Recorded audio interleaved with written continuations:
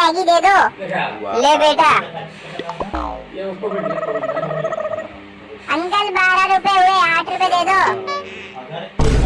ये ले। अंकल ये तो टॉफी है, मुझे पैसे चाहिए। ए बेटा यही चलता है, ले जा। पर अंकल मुझे पैसे चाहिए थे, मुझे कुछ। ए जाना, दिमाग मत खा। अरे वाह टॉफी। रुक जा छोटे, ये टॉफी मत खा। क्यों? ये टॉफी किसी को सबक सिखाने के काम आएगी। ठीक है।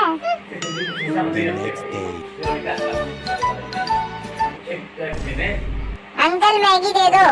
ले पैसे। ये क्या है?